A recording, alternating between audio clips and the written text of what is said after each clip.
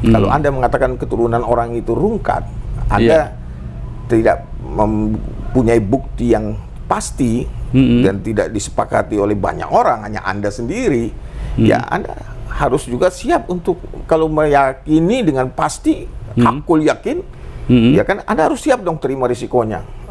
Seperti seorang suami menuduh istrinya selingkuh, ya dia harus siap sumpah laknat. Kalau tidak, ya, tapi tidak ada yang berani menerima sumpah laknat itu. Saya nawarin, saya bilang silakan. Kalau ada yang menuduh, saya tidak memaksakan diri. Kalau bagi saya, kalau memang keturunan saya salah, lebih baik saya mati aja. Jadi, karena kita tidak menganggap ini kan masalah kehormatan juga, karena menyangkut orang tua kami yang mewariskan catatan buat kami. Dan kita menghargai orang tua kami. Kalau Anda menuduhnya salah dan memastikan hakul yakin, sebagaimana Rhoma Irama menyatakannya, ya mari kita sumpah laknat. Saya tawarkan, kesempatan ini saya gunakan untuk menawarkan kepada siapapun yang merasa hakul yakin, kita siap sumpah laknat. Kalau tidak, mubahalah. Kata Nabi kepada Fatimah, ya radhiyallahu anha, beliau dipesan oleh Nabi, ya Fatimah, jangan sampai orang lain datang membawa amalnya, kau datang membawa nasab. Jadi Ali sudah wasiat tuh, jangan sampai kamu ini kan pewaris secara ya keturunan, kamu hidup dalam lingkungan, ya Hasan Hussein ini pewaris Nabi. Ya kan? Jangan sampai orang lain mendahului kamu beramal menurut Al-Quran. Begitu juga Imam Ja'far Shadiq, beliau mengatakan, jadilah kalian itu perhiasan buat kami, jangan menjadi sumber celaan buat kami. Kalau memang kalian itu adalah anak keturunan dari Nabi, jaga kehormatan Nabi. Ya, jaga kehormatan Nabi. Tapi kan itu potensial. Semua keturunan Nabi Yakub ada anaknya saja 12 orang, 10 ndawir. Ya kan? Tapi kan kita melihat yang baik itu Yusuf sama Benyamin. Yusuf apalagi dikerjain oleh 10 saudaranya. Betul. Dan tapi kita kan juga melihat bahwa ya seseorang yang jatuh dalam kesalahan saat ini kan belum tentu dia tidak bertobat nanti. Karena bisa saja ya buktinya kan 10 orang saudara Yusuf kemudian dimaafkan oleh Yusuf, diterima dengan baik, kemudian dihargai. Jadi kembali jadi orang baik. Baik. Jadi jangan juga melihat ada seseorang yang jatuh dalam kesalahan, kemudian kita anggap wah ini orang sudah jadi penjahat seumur hidup. Ya, nggak bisa. Kedua, apalagi kita generalisir semua keluarganya sama jahat. Baik. Itu kan bahaya. Sebentar. Silahkan.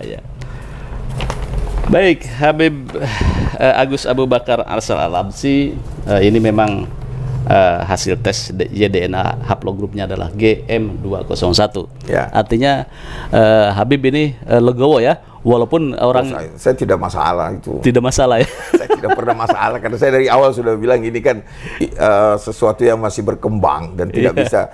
Kalau saya bilang, saya kan ini asal-usul kenapa saya tes DNA. Sebenarnya saya bilang kalau Anda hakul yakin, ini masalah yang berkenaan dengan keturunan, sama dengan berkenaan dengan suami istri. Kalau Anda menuduh istri Anda selingkuh, dalam Al-Quran itu ada namanya sumpah li'an. Kalau Anda punya bukti, tapi kan bukti tidak selalu cukup, karena misalnya mengatakan selingkuh itu harus 4 orang saksi. Betul ya kan, 4 orang saksi itu baru bisa diambil sebagai apalagi bukti. Kalau misalnya seorang suami lihat istrinya berselingkuh, dia sendiri yang melihatnya, tidak ada orang lain, dia nggak bisa. Nah kalau dia memaksakan pendapat dia bahwa istrinya selingkuh, dia harus siap sumpah laknat. Ketika seseorang menuduh keturunan orang lain rungkat dan kemudian mengatakan bahwa wah ini bohong, berarti kan sama dengan menuduh tadi orang lain bohong dalam Al-Quran. Dalam kondisi seperti itu ya sumpah laknat. Sebenarnya awalnya saya kenapa teori ini, sebenarnya saya bilang dasarnya saya bilang seperti itu, bahwa kalau Anda mau bicara masalah keturunan ini kan sama dengan menuduh. Kalau Anda mengatakan keturunan orang itu rungkat, Anda tidak mempunyai bukti yang pasti, dan tidak disepakati oleh banyak orang, hanya Anda sendiri, ya Anda harus juga siap untuk kalau meyakini dengan pasti, hakul yakin, ya kan Anda harus siap dong terima risikonya. Ya, seperti seorang suami menuduh istrinya selingkuh, ya dia harus siap sumpah laknat. Kalau tidak, ya, tapi tidak ada yang berani menerima sumpah laknat itu. Saya nawarin, saya bilang silakan. Kalau ada yang menuduh, saya tidak memaksakan diri. Kalau bagi saya, kalau memang saya keturunan saya salah, lebih baik saya mati aja. Bagi saya, biarkan kita bawa keluarga kita, satu keluarga kita mati semua. Mau hitung berapa hari, 40 hari, 1 tahun, kita bisa, silahkan.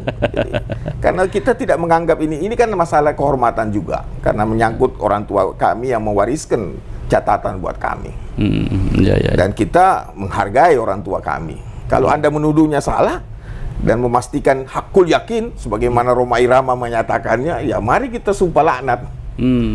Saya tawarkan kesempatan ini, saya gunakan untuk menawarkan kepada siapapun yang merasa hakul yakin, kita siap sumpah laknat. Kalau tidak, mubahalah.